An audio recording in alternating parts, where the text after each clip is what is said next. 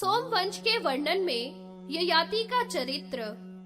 ययाति बोला, ब्राह्मणों, आप सभी मेरी बात सुनिए। जिससे मैंने अपने बड़े पुत्र को राज्य नहीं दिया है, मेरा ज्येष्ठ पुत्र यदु ने मेरी आज्ञा का पालन नहीं किया। जो विपरीत मति वाला हो वह पुत्र नहीं है, ऐसा संतों का मत है।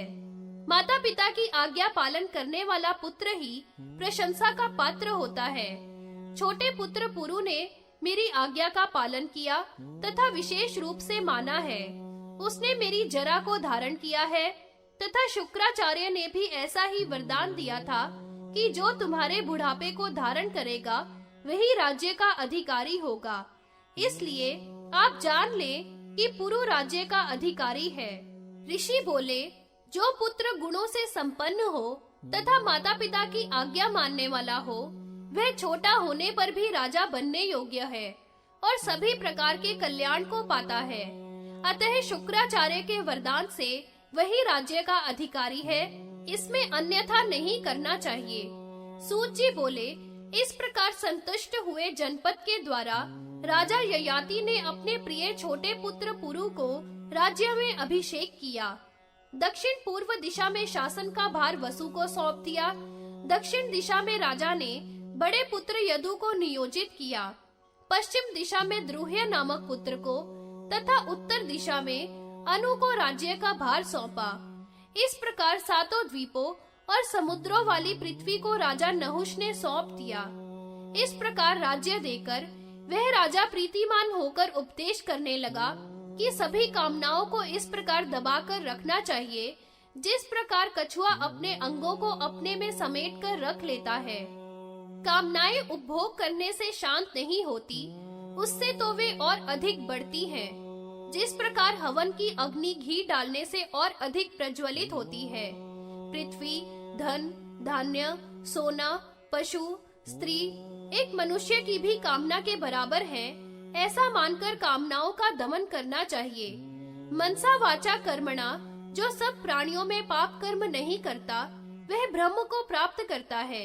जो दूसरे से नहीं डरता तथा न दूसरों को डराता है, जो दूसरों से न तो बैर करता है और न दूसरों की निंदा करता है, वह ब्रह्म संपत्ति को प्राप्त करता है। चाहे केश जीर्ण हो जाए, दांत जीर्ण हो जाए, आंखें जीर्ण हो जाए, कान जीर्ण हो जाए, लेकिन जीवित रहने की आशा, धन की आशा कभी भी जीर्ण नहीं होती। संसार के जितने भी सुख हैं, वह तृष्णा के नाश होने पर जो सुख मिलता है, उसकी बराबरी कभी नहीं कर सकते। अतः तृष्णा का त्याग ही परम सुख है। ऐसा कहकर राजा वन को तप के लिए चला गया। वहां अत्यंत तप करके पत्नी सहित उसने स्वर्ग लोक को प्राप्त किया। ययाति के इस वंश में बड़े बड़े कीर्तिमान तथा धर्मात्मा राजा हुए, जिनके शासन में पृथ्वी हमेशा सूर्य की किरणों सी चमकती रही। जो मनुष्य ययाति के इस पवित्र चरित्र को पढ़ेंगे, सुनेंगे, वे बुद्धिमान पुरुष शिव लोक को प्राप्त करेंगे। सोमवंश में यदुवंश वर्णन के साथ जामघांत वंश वर्णन।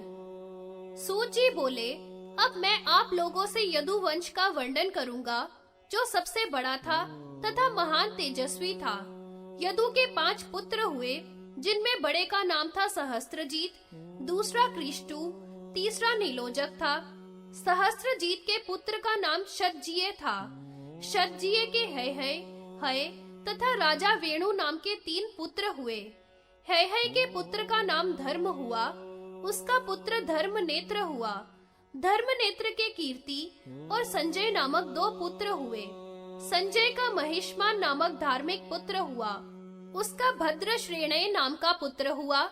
भद्र श्रेणय के दुर्दम नाम का एक पुत्र हुआ, जो राजा बना। दुर्दम का लोक विश्रुत पुत्र धनक नाम वाला हुआ। धनक के लोक सम्मत 4 पुत्र थे, कृतवीर्य, कृताग्नि, कृतवर्मा, कृतवीर्य अर्जुन। चौथा पुत्र बड़ा ही पराक्रमी हुआ। कीर्तवीर्य अर्जुन के हजारों भुजाएं थी तथा सातों द्वीपों का एकमात्र ईश्वर था। उसकी राम के द्वारा मृत्यु हुई। उसके सैकड़ों महारथी पुत्र थे, जो बड़े शूरवीर और योद्धा थे, जिनमें शूर, शूरसेन, धृष्ट, कृष्ण, जयध्वज आदि प्रमुख थे। जयध्वज के पुत्र का नाम तालझंग था, जो महान बलशाली था। उसके भी 100 पुत्र थे। उनमें भी सबसे बड़ा वीतिहोत्र राजा था। वृष आदि उसके अन्य पराक्रमी पुत्र और भी थे। वृष का वंश करने वाला मधु नाम का पुत्र था। मधु के 100 पुत्र थे। उनमें वंशकारक वृष्णि था। मधु, यदु, हैहय के क्रमशः वंश का नाम वृष्णि, माधव, यादव और हैहय वंश पड़ा। ये सब हैहय वंश की ही शाखा है। हैहय वंश का कीर्तवीर्य का पुत्र शूर, शूरसेन, वृष, जयध्वज विख्यात राजा थे, जिनमें निष्पाप शूरसेन अति वीर था, जिनके नाम पर इस देश का नाम शूरसेन पड़ा। इनके अतिरिक्त इसी वंश में अनेक वीर तथा धर्मात्मा राजा हुए। उसी में प्रघराजित राजा का पुत्र ज्यामक नाम का राजा हुआ। उसने अपनी शैव्या नाम की शीलवती भार्या के साथ नर्मदा के किनारे एकांत में तपस्या की।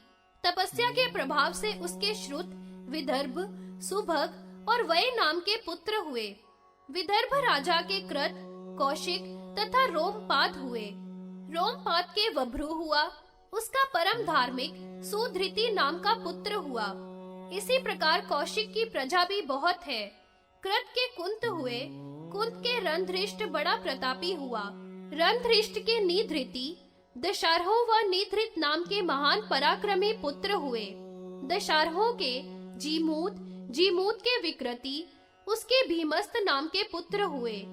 भीमरथ के नवरथ, उसके दृढ़ रथ नाम के पुत्र हुए। दृढ़ रथ के करम्भ, करम्भ के देवरथ, उसके देव क्षत्रक नाम का पुत्र राजा हुआ। देव क्षत्रक का पुत्र श्रीमान मधु नाम का राजा हुआ। मधु वंश राजा से ही कुरुवंश, कुरुवंश से अनु, अनु से पुरु उत्पन्न हुआ। अंशु ने भद्रवती में वैदर्भ को उत्पन्न किया। एक्ष्वाकी के अंशु, अंशु के सत्व तथा सत्व के कुल वर्धक सात्वत हुआ। इस प्रकार हे ऋषियों, मैंने आप लोगों के सामने ज्यामक वंश का वर्णन किया। जो इस वंश को पढ़ता व सुनता है, वह स्वर्ग के राज सुख को प्राप्त करता है।